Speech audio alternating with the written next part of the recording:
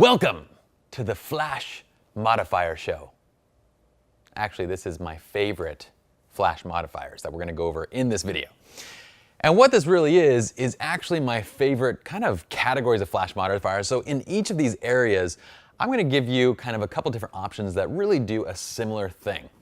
When it comes to Flash modifiers, guys, girls, you don't need to go and buy and try every single thing.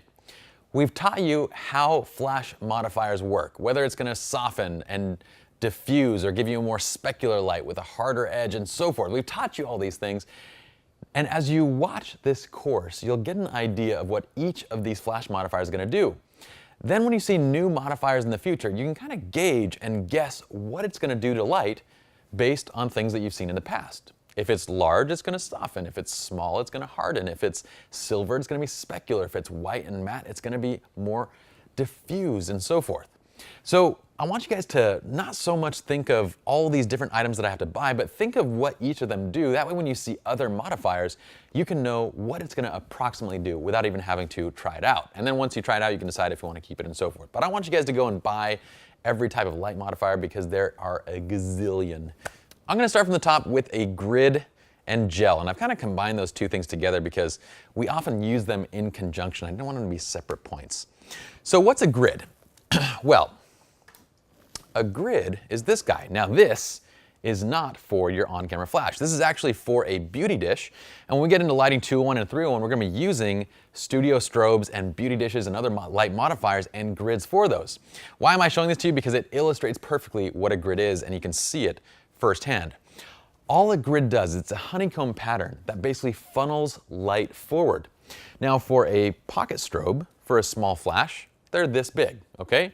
But for a full studio flash modifier like a beauty dish, it's this big. So what is that essentially doing? It's just allowing the light to only go in essentially one direction. So light's not going to fan out and kind of disperse like it normally would. You can see that just by simply turning this. So look, right now you guys can see me, and look. Now you don't. Now you see me. Now you don't. Now you see me. Now you don't. Now you don't. Okay, so you can see exactly how it's letting light only go through in one direction. Now the tighter this honeycomb pattern, okay? The tighter this honeycomb pattern, the more it's gonna basically channel light only forward. The less it's gonna let it spill out. The more open this pattern, then the more light it's gonna kind of let open up a little bit. All right, so the grids are generally measured in like inches or degrees as well. This I think is like a 30 or 40 degree grid. As it tightens up, it goes down into a smaller number, like a 15 degree grid. And these are measured in basically 1/4 inch. So this is an 1/8 inch grid and it has a fairly tight weave.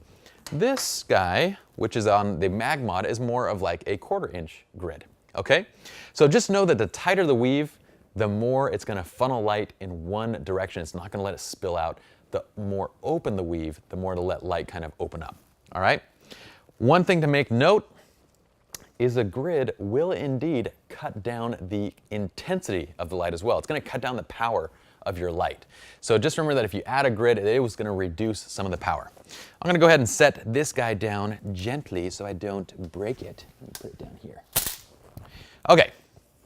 So as far as grids go, this is, by the way, a Velo grid. This is a very inexpensive grid. I think these are either 10 or 20 bucks. Yeah, 20 bucks. And it just Velcros onto the flash. So again, like our gel, these are like our, handmade gels that we get. We just create Velcro on there. We just put Velcro, or this comes with Velcro actually. You can just Velcro it over the gel that you would put on there. So it works totally that way. But again, the most, or at least my favorite system for grids and gels and so forth is going to be the MagMod. Now the MagMod system is 80 bucks, but it does come with a much more elegant solution to gridding and gelling, and it also comes with grids and gels and so forth. So it's kind of a complete set. But here's like the gel that comes with the MagMod, and it'll come with several different types of gels. You just pop them in and out of this little plastic sheath here. And then it just magnetically attaches to the flash. So it's very clean, very simple. You just attach this little base that I have on here to your flash head, and it's just a rubber band basically that has this magnet inside of it. And then you attach whatever modifiers you want in there. This is the MagMod grid. Okay, so again, all I would do is once I have attached, if I want a gel and a grid, I can just layer them on top of each other and they just stack. If I want just the grid, I can just apply the grid only. And these are very powerful magnets, so they actually stick really, really well. but you can see how that works. Very simple, very easy to use. They also come out with new light modifiers. This is their new dome, so I can put this on top of everything too, or I can use it independently and so forth. So it's a great light modification system that we give them a little round of applause. Okay, let's go on to the next thing. So we have our budget and our favorite grid and gel system. I want to talk about reflectors next, because most people would not think of a reflector as an on-camera flash modifier. But these guys, these are absolutely fantastic on-camera flash modifiers. You simply bounce into them. It's basically bouncing into a white reflector is equivalent of bouncing off of a wall or a white wall. And we also have silver reflectors for when we want a more specular and a more intense light. We can combine, we can do all sorts of things with reflectors, and the great thing about them is they're so portable. These are Westcott 40-inch 5-in-1 reflectors, which have white scrims on the inside like you see right here. They also have the silver side, white side, black side, gold side. Yeah, that's the 5-in-1. You can also get, the other ones that we use quite a bit are the Photo Dio ones. Those are much larger. We actually have some on set, but they open up to be quite a bit larger, so I'm not going to open it up here, but it's 40 by 60 inches. And so they're a little bit more expensive. I think the Westcott ones you can get for around 30 bucks. The Photo Dio ones are around, I think 40 bucks if you get them alone, but you can get them inside of the stand set. So inside of a stand and everything, it's like 60 or 80 bucks or somewhere around there. And it comes with reflector plus this stand actually right here. This guy, let me just grab this guy for 1 second.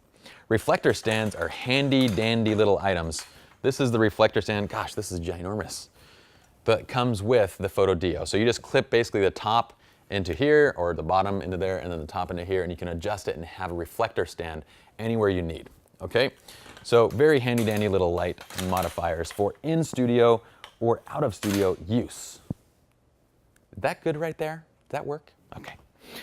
One thing to note is that when you do take one of those reflector stands outdoors and then you put a reflector on it, it's a good thing to sandbag it down because it's like a giant sail. So as soon as the wind comes, it's going to knock it over. If you're at the beach, there's going to be a lot of wind. Most likely you can't use a stand. You need to have a person holding your reflector. Great. So the other thing to look for is the Westcott Omega, actually. This is by my buddy, Jerry Gionis. I always pronounce his last name wrong. Is it Gionis or Gionis? Either way. Jerry. He's coming out with a new 10-in-1 reflector that has basically an opening in the center. It's called the Westcott Omega. It's about 100 bucks. Another fantastic light modification tool. More for off-camera flash, so we'll be focusing on that and kind of featuring it more in lighting 201 and 301. But it's a handy-dandy tool. Let's go on to number 3. A bounce/mini beauty dish. Now, what exactly we're talking about here? Well, there's a whole host of items in this category that do very, very similar things. On the budget side, okay, on the budget side, we have things like this. This is the Impact Strobies, okay? It has a little silver dish right here because basically what you do, and let me just take this mag mod off, and I'll put this guy on for just a sec. So all you do is you basically place this directly over the flash head, and you'll see that the flash is going to hit this and bounce into this dish and go straight forward. So in firing kind of that direct flash look, which we're going to use when we get to Yoko's in-studio session, it creates a really nice direct flash with a slightly softer look to it. It's really great. It has a really nice look. If you've used beauty dishes before, that's exactly what it is. It's just a miniature beauty dish that opens up the light a little bit. You can see that it's a white surface on the inside, so it creates more of a kind of softer and more diffused light versus a more specular light, okay? A great item. Another item that we have that fits really into the same category because it creates a very similar look is the f-stopper flash disc. So this guy, let me just show you this guy real quick. I'm going to set this one down. The great thing about this flash disc is it actually folds up to be quite small. It'll fit in any pouch, and then it just poofs open rather violently, actually. But this is a cool little disc, and I actually helped the f-stoppers to manufacture this guy. And it's a really functional thing. When I got it, I was like, this is cool. But basically all you do, let me pop this guy off, and then we'll pop this one on. I want to show you why these are similar to each other. So let's put this guy on right here. I'm going to put the flash head up. I'm going to grab the bottom of this. I'm just going to pull it right over the head. Okay. So what this does is the flash fires up, and there's actually a reflective surface around the outside of this. So it's going to hit that reflective surface, bounce around against this reflective side and out this white side. Why is it similar? Why do I classify a bounce and a mini beauty, all of these in the same area? Because all it's doing is it's taking this light source and it's opening up, it's making it larger.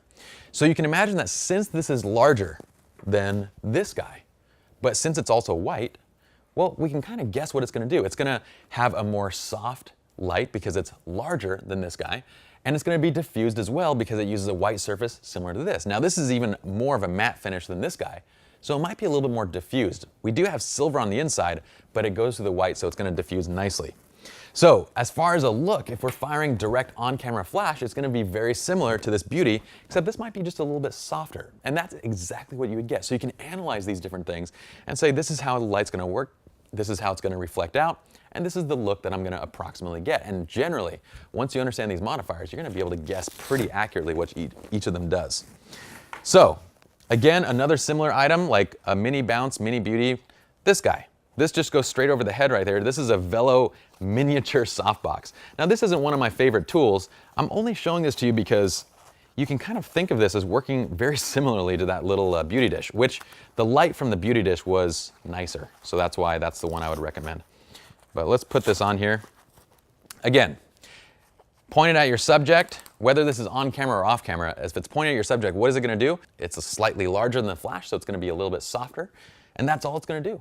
And that's exactly what it will do when you put it into practice. Now, as far as the two favorites that I have for the budget, this is a fantastic little light modifier. I think this was 24 bucks.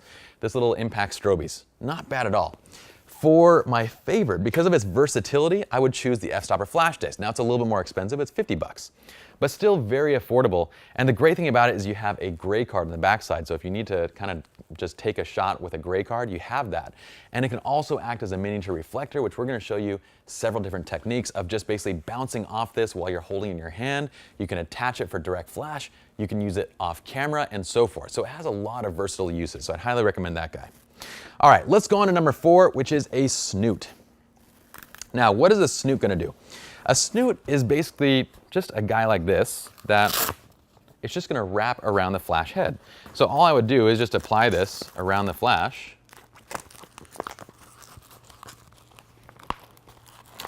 And you can probably guess what it's going to do. Okay, so take a look at this. What do you think that does? If you said it allows you to kind of pin the light right where you want it, then you're absolutely right. A snoot is actually very similar to a grid. A grid will funnel the light forward and just kind of allow you to hit a very specific area without letting the light spill everywhere. Now, you can do that in a couple different ways. The first level of control that we have for that kind of pinning functionality is actually in the flash itself. It's our zoom setting. So the wider the zoom angle at 24 millimeters, it's going to kind of open up more, and the tighter the zoom angle, it's going to go forward more. If we want to funnel it forward even more so, then at, say, 105 millimeters zoom, I'm going to add on top of that a grid. That's going to funnel light and not let it spill out anywhere. And if I want to channel it even more than a grid, then I could add a snoot to pin this light exactly where I want it. Now, once again, when we're trying to bounce off reflectors and we don't want any spill anywhere, things like grids and snoots, they are your friend.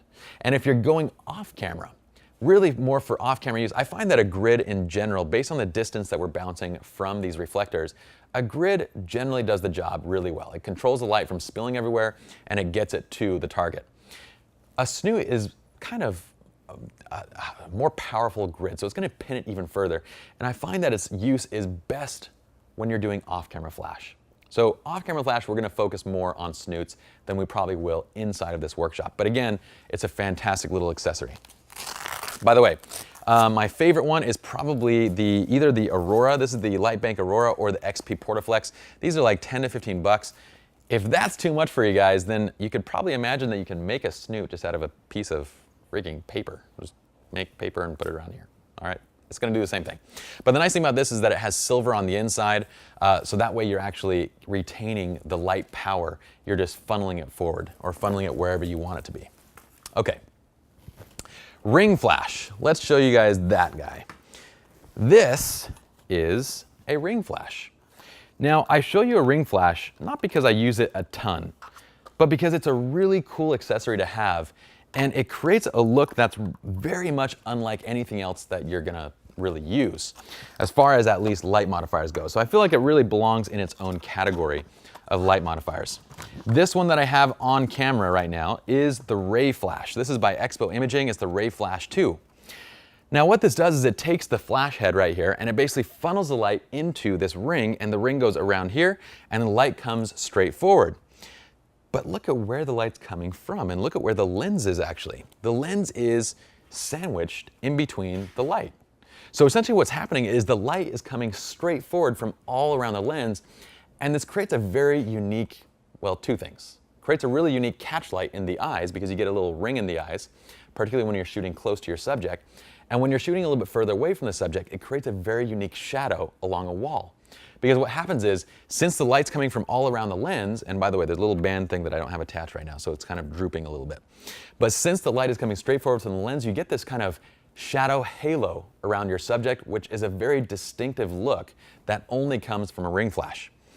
As far as ring flashes for on-camera flash, I would highly recommend, if you're serious about this type of stuff, go with this ring flash. It's the Expo Imaging Ray Flash 2. It's about 140 bucks, but it's really the best kind of onboard or on-camera flash modifier that you have, okay? Other ring flashes, they're standalone units. They don't go over your existing flash. They're actually their own independent flashes, their own independent LEDs, and they get very expensive, $500, $600, $700. And for the money, this does a really great job. If you're looking to just play with the effect and just to kind of get the look and you want to try it out, you want to have some fun with it, then DIYphotography.net has a DIY photography ring flash, which is a little like cardboard ring flash kit. It's really cool. It's quite innovative, and it's only 25 bucks. It'll allow you to create a ring flash that you can put over your hot shoe flash and play with the technique just to see if you like it. It's not necessarily the most kind of durable thing because it's made out of cardboard, and I definitely wouldn't take it on to professional shoots, but it will give you a ring flash look, and it's 25 bucks. So it's fun to play around with. Let's go on to the last one, number 6, which is the dome. Now, I'm gonna unattach this guy. As far as domes go, my favorite dome is just gonna be the Fong Dong. This guy is the Fong Dong. And again, I mentioned I called a Fong Dong because I heard it once called a Fong Dong. I think it was Jerry Guionis that called it a Fong Dong, and I think that was why I called it a Fong Dong, was because Jerry called it a Fong Dong. But this is made by Gary Fong. This is a light sphere. Now, this is my favorite version of this item, and you can see because it's very compact. This version of it, it does a great job of basically allowing a lot of light through while still dispersing the light around, okay? But you can see it folds up into this nice little storable unit, and then it also has a little dome that comes on it too. What does this guy do though? Basically, once you attach this to your flash, let's just put this around here because we don't need to show it all. Guys, it's really not this hard to put on. I'm just having technical difficulties because I have giant man fingers. Okay, so this is on the flash head now. Now, what this does is it has a little dome on here on the top that you can use as well. When the flash fires, it hits these little ridges and basically it pushes some of that flash in all directions. So when it hits that, it's gonna disperse some of the flash in all directions around it while letting most of the flash still go to whatever you are bouncing off of. This is my go-to modifier when it comes to event and wedding type nighttime portraits or event photography. Because you can use this, you can basically bounce, say, off the wall to the right and get this beautiful bounce light coming forward, but it'll push a little bit of that light forward as well, and so that way you get a nice fill into the eyes. When you apply the dome on top of this, it also has a dome that it comes with, then it channels more light basically out around the outside, and it allows less light through the top, okay? It's a great modifier for on-camera flash. It's absolutely fantastic. If you're an event, wedding photographer, so forth, you need to have this because at nighttime it's actually quite crucial. But you can get different versions of this. This is, like I said, the Gary Fong version. This is the original version. It's 60 bucks. It's nice. It has great light diffusion. It does a really great job. And he's the original guy that came up with it, so it kind of works the best. But you can get budget versions of it. You can get the Easy Photo Dome for like 20 bucks. You can find them off of eBay for 10 bucks. You can get them quite inexpensive. The only thing to note is that generally when you get different brands, they eat up more light. Okay, so they're not going to allow as much light through. The plastic's going to be lower quality, it's not going to store as well, and so forth, but it still does a very similar function. It just might not give you as much light output as this one does, and it might not store as well. All right, so you guys can pick what you want to do based on your own budget. I gave you guys kind of my favorite options in each of these categories based on what I typically would use. But from this video, and especially from watching the rest of this course, what I want you all to study and to pay close attention to is what each of these modifiers is doing to our image, how it's affecting and how it's changing the light. Because by understanding that, by understanding these different surfaces and how we're going to bounce and how we're going to shape and how we're going to use light to create the different styles, after you complete this workshop, you can look at a light modifier, and it doesn't matter whether it's a on-camera flash modifier, an off-camera flash modifier, a studio strobe modifier. It doesn't matter what it is. You can look at it and say, I know exactly what that modifier is going to do. And if it doesn't get me what I want, I know exactly how to modify it. And that's what this course is all about.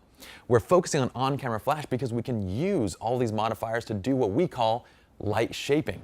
And that light shaping process of using these modifiers to create these different looks is going to carry forward into whatever type of lighting you use, whether it be flash, strobe, constant light, and so forth. We're done with this chapter, guys. Let's head on to the next one now.